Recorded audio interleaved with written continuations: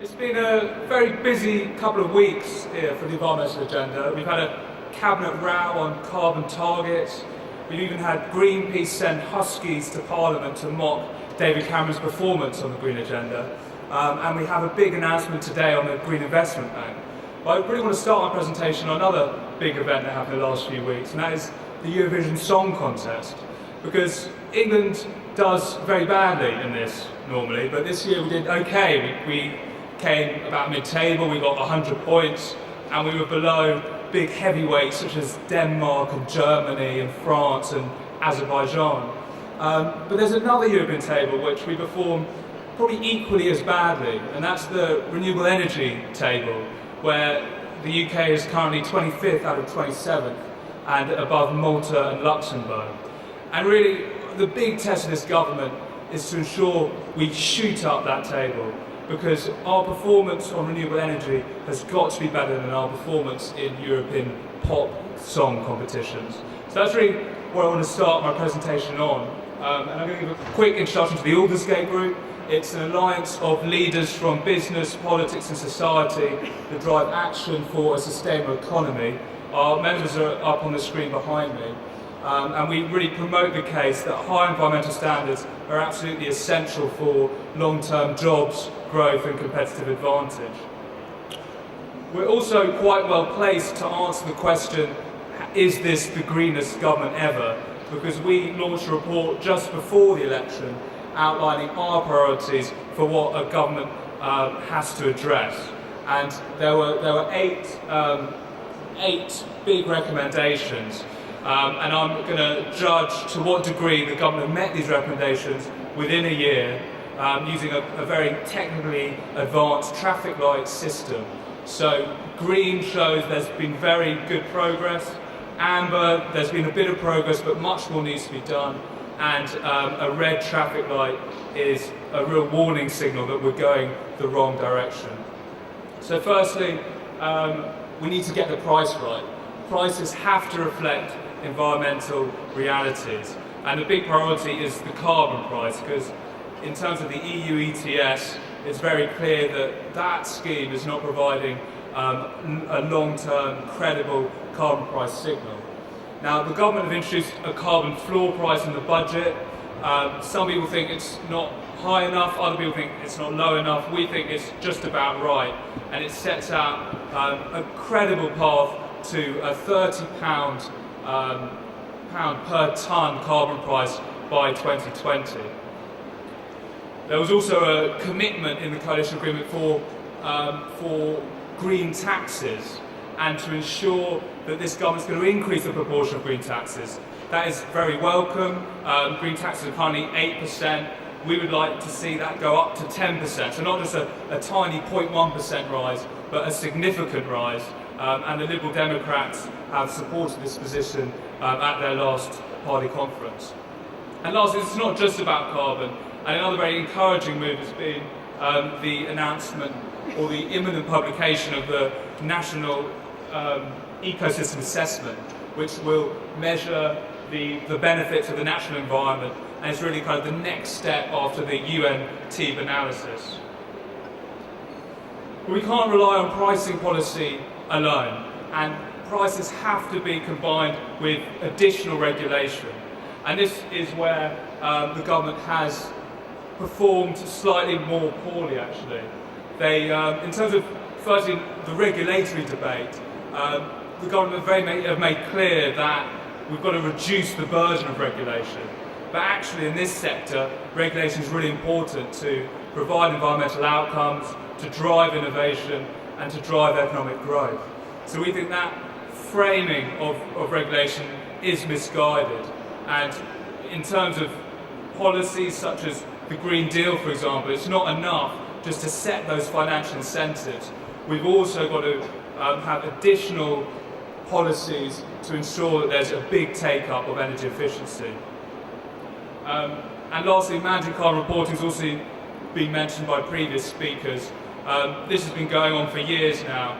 Consultation's just been published a few weeks ago. We need a very clear signal for mandatory carbon reporting to produce the transparency and accountability for for organisations to really drive emission reductions. Thirdly, we need to simplify the regulatory framework, because environmental regulation has generally been an ad hoc response to isolated challenges, and there hasn't been a joined-up approach. There's been some positive announcements recently on the government trying to simplify the CRC, but what we really need is a holistic approach. For example, there's so many different regulations that businesses have to deal with. There's so many different carbon prices, ranging from £12 a tonne to £100 a tonne. And we need kind of an overview. So, for example, how can the CRC and the climate change levy, which are both typically taxes on the carbon used by energy, how can those maybe be streamlined to make sure it's one system along with carbon reporting, and make it much more easier for business to engage in this agenda? Having said that, we need to ensure that any new system does maintain revenues to government, but also does drive further carbon reductions. In terms of mobilising the finance, there's been a lot in the press over the last few days about the Green Investment Bank. For us, there are four big priorities: capitalisation, legislation, urgency, and borrowing. And the government have done pretty well actually on these. On capitalisation, there's £3 billion of public funds, which is quite a big win in these fiscally constrained times. In terms of legislation, Nick Clegg said yesterday that there will be legislation, and that will ensure much greater longevity and confidence to investors. There's also a sense of urgency, and this bank will be operational within a year. And lastly, the borrowing, which to date has been probably the most disappointing out of these four areas, because the bank won't be able to borrow until 2015. Again, Nick Clegg did commit yesterday to ensure that these will be proper borrowing requirements, and it won't be constrained by government ministers or the Treasury in borrowing from capital markets. Well, we also need to develop the green economy, because this is not just about reducing our environmental impact, it's ensuring that the UK can lead in the green economy race.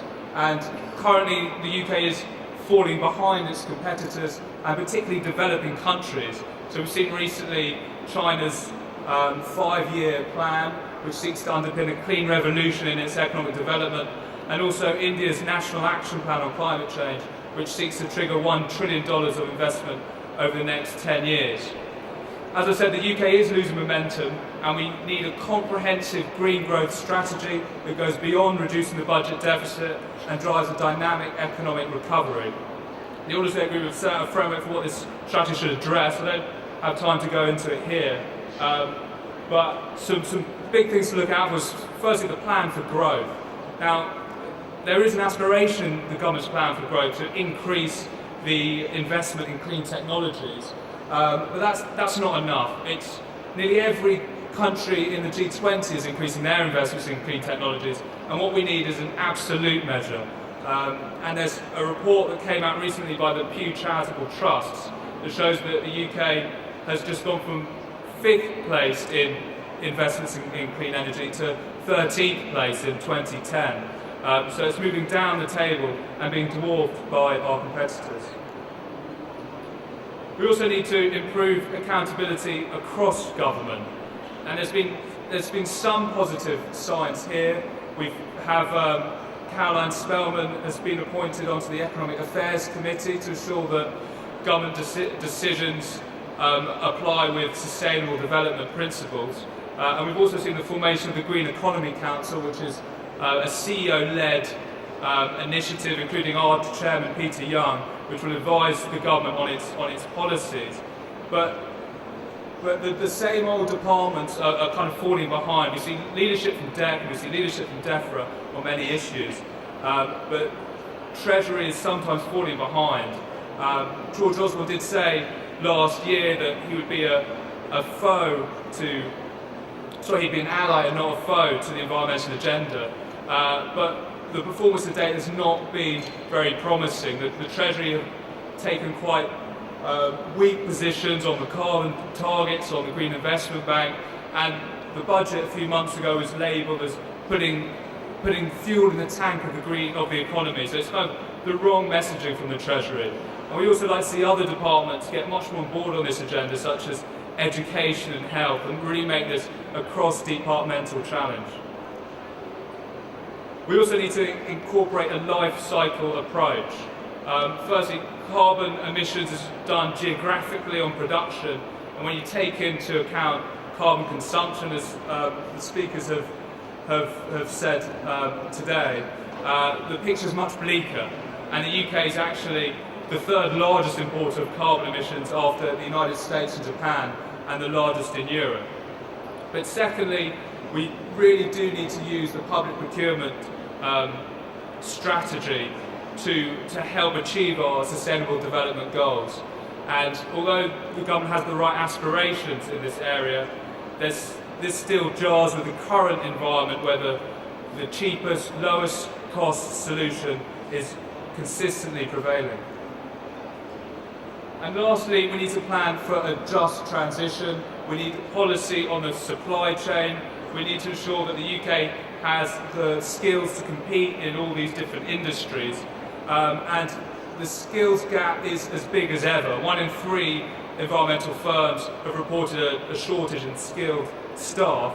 And the government policy in this area very much relies on the free market, on businesses demanding the right skills and the educational and other providers coming up with the right policies.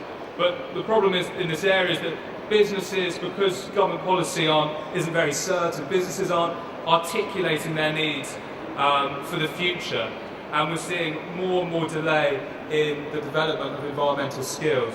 This really needs to focus on 3 core areas, on firstly on new skills, so kind of new engineers to build all these new wind turbines and other projects. We need to enhance existing skills. Also, we need generic skills in every job, in every profession, which will be essential in this transition to a low-carbon economy. So, in summary, it's a very mixed bag. We've got 3 reds, 3 ambers and 2 greens. I think from that you can clearly see this is not the step change that's required, even if there have been some incremental improvements. Having said that, there have been some really encouraging big wins. The government's just committed to the 4th carbon budget, which is the world's first. No other country in the world has committed to carbon targets beyond 2020. And we've also seen some really positive things on the Green Investment Bank. So it's been quite a positive couple of weeks, but what we really need to do now is focus on implementation. We need to see carbon emissions going down. We need to see much greater progress in the green economy. But also, this is not just about carbon. We need to protect the environment as the government reduces the deficit. Thank you.